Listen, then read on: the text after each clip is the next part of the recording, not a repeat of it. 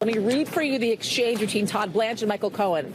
So you only gave him $20,000 and you took $30,000. Blanche, you stole from the Trump organization, right? Cohen says, yes, sir. Blanche goes on later on. He says, you did steal from the Trump organization based upon the expected reimbursement, correct? And he says, yes, sir. Certainly a big exchange there, I have to say. A momentous kind of exchange between Michael Cohen, Todd Blanche. Michael Cohen says, yes, I, in fact, stole from the Trump organization. This clearly shows it's all a political witch hunt against a former president. Cohen said he requested $50,000 for IT services when the services were only $20,000. He then decided to steal the rest. One could argue Michael Cohen should be on trial. Let's just say he should be, not trial. That didn't stop MSNBC's liberal lunatic Lawrence O'Donnell from trying to downplay the fact that Cohen stole money.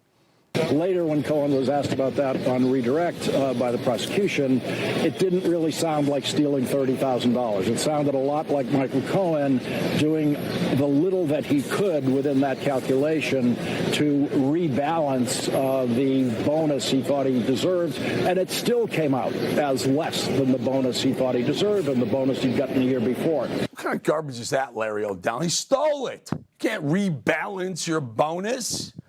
Despite what delusional people over on MSNBC say, when you zoom out and realize this case is based on a convicted felon and a prostitute, you see how insane it is. This case is over. Here now to break it all down. Trump attorney Lindsey Halligan. Lindsey, so Cohen goes liar, perjurer, and now admitted thief on the stand. Here's a dumb question. You're an attorney. Can he be prosecuted for now admitting he stole money from Trump?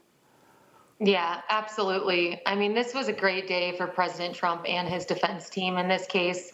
There's really no case without the testimony of Michael Cohen. And the problem for the prosecution is, well, it's Michael Cohen. So he completely blew himself up on the stand.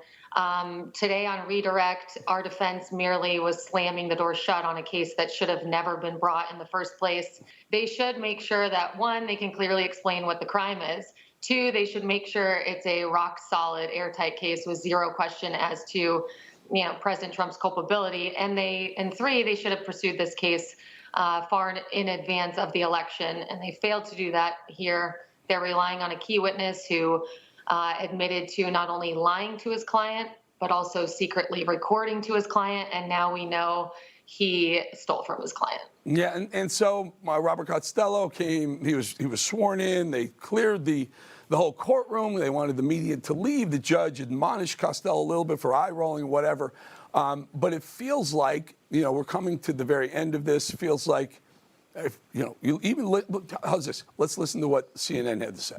It's fascinating stuff, and I have to say I'm still kind of reeling from the revelation that Michael Cohen stole money from the Trump organization, and that wasn't, at least to my knowledge, that the prosecution didn't get that out earlier, because it's not as though the prosecution is going to be helped by further evidence that Michael Cohen is a shady character. But going to the heart of what you were telling your employer about what money you were owed and the extent of it, we're talking about $420,000. We've already seen the payment structure here. Right, this isn't like $15. It's not Yeah, and the point being, everyone's going to surprise him. I'm not surprised. I don't know if you knew Michael Cohen or know him. I knew him when he was, with the Trump organization, and when Trump won the election, called me to Trump Tower, and he was sure he was going to be part of that administration, and things didn't change until he didn't get brought along, and thank goodness Trump saw right through whatever BS Michael Cohen was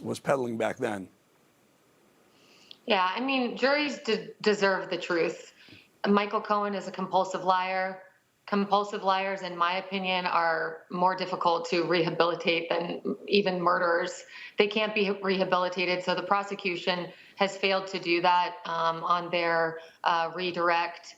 And Alvin Bragg can dismiss this case at any time. Prosecutors can dismiss a case in the middle of trial based on a witness testimony if the key witness significantly undermines the prosecution's case, which I think very clearly happened in this case, or if a conviction is unlikely. So I think if Alvin Bragg decided to dismiss this case against President Trump now, it would reinforce his obligation as a prosecutor or DA to seek justice rather than merely secure a conviction.